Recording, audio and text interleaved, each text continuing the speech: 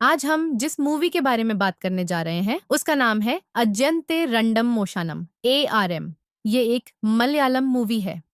Film की शुरुआत एक दादी की अपनी पोती को चोथिविलक्कू की कहानी सुनाने से होती है। चोथिविलक्कू एक पवित्र द्वीप है जिसे प्राचीन समय में हरिपुरम की भूमि पर गिरे एक उल्कापिंड के पिघले मिश्रण से बनाया गया था।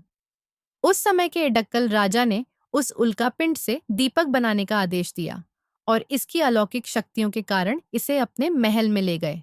जब डाकुओं ने हरिपुरम पर आक्रमण किया तो भयभीत राजा ने हरिपुरम के एक योद्धा केलू नयनार, जिन्हें कुंजी केलू के नाम से जाना जाता था, को अपने नागरिकों और उत्तराधिकारी मनावर्मा को बचाने के लिए बुलाया।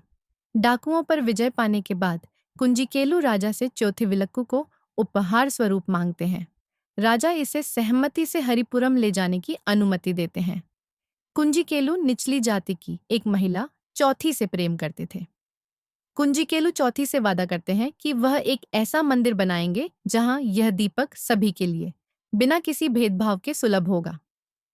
इस बीच हरिपुरम में चेचक फैल जाती है। चौथी, जो लगभग मरने वाली थी, कुंजीकेलु द्वारा बचाई जाती है। चौथी बच जाती है, लेकिन कुंजीकेलु खुद चेचक से ग्रसित हो जाते हैं। अपने बीमार बिस्तर पर कुंजीकेलु को मन्ना वर्मा से एक गुप्त पत्र मिलता है जो उनका दिल तोड़ देता है। उन्हें पता चलता है कि भले ही वह चाहते थे कि मंदिर में कोई भेदभाव न हो, लेकिन निचली जाति के लोगों को मंदिर में प्रवेश करने की अनुमति नहीं है। इस दुख से कुंजीकेलु की मृत्यु हो जाती है। दादी कहानी समाप्त करते हुए बताती हैं कि उनका गांव कैसे चौथिकावू के नाम से जाना जाने लगा। पोती पूछती है कि क्या चौथी गर्भवती थी, लेकिन दादी इस विचार को खारिज करते हुए बताती हैं कि चौथी चेचक से ठीक होने के बाद नागरकोइल चली गई थी। कुंजीकेलु का वंशज मणियन एक चालाक लेकिन बदमाश चोर था जिसने चोथिविलक्कू को चुराया, लेकिन अंत में गांव वालों के हाथों मारा गया। 1990 के दशक में MV अजयन, मणियन का पोता, एक बिजली मिस्त्री है जो छतुट्टी नाम्बियार की बेटी लक्ष्मी से गुपचुप प्रेम करता है। अपने दादा मणियन की चोर की छवि के कारण वह गांव वालों के तानों का शिकार होता है।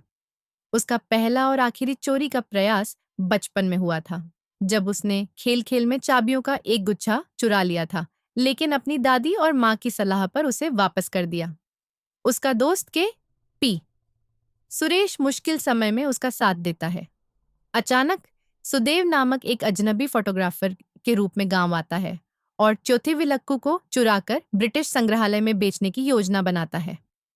सुदेव सुरेश के माध्यम से अजयन को भी फंसा लेता है। सुदेव अजयन को बताता है कि मंदिर में रखा चोथिविलक्कू नकली है और असली दीपक खोजने के लिए वह उसकी मदद चाहता है। लक्ष्मी अजयन को सुझाव देती है कि वह उन जगहों की तलाश करे जहां मणियन जैसे व्यक्ति ही पहुंच सकते थे। अजयन एक झरने के पास की गुफा में प्रवेश करता है और दीवारों पर प्राचीन चित्रों को देखता है। वर्षों पहले मणियन गांव वालों से बचने के लिए गुफा में छिपा था।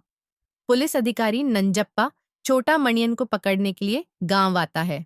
नंजप्पा मणियन की पत्नी मणिक्यम के साथ दुर्व्यवहार करता है। गुस्से में मणियन नंजप्पा को पीटता है और गांव वालों को चुनौती देने के लिए चोथिविलक्कू चुराने की योजना बनाता है। मणियन असली और नकली चोथिविलक्कू दोनों को ढूंढता है, लेकिन गांव वाले उसे एक पहाड़ी पर घेर लेते हैं।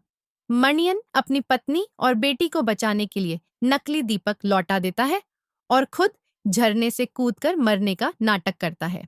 वर्तमान में अजयन कालारी पयाट्टू प्रतियोगिता में भाग लेता है, लेकिन सुदेव के आदेश पर हार मान लेता है। सुदेव के गिरोह को हराने और असली दीपक को चौथिकावू वापस लाने के बाद अजयन लक्ष्मी को खोजता है और उसके साथ भाग जाता है। अंत में मणियन चौथिकावू पर नजर रखते हुए दिखाई देते हैं, यह संकेत देते हुए कि वह वास्तव में बच गया था और उसने अजयन को भी बचाया। इस तरह की और फिल्मों के बारे में जानने के लिए लाइक करें, सब्सक्राइब करें। धन्यवाद।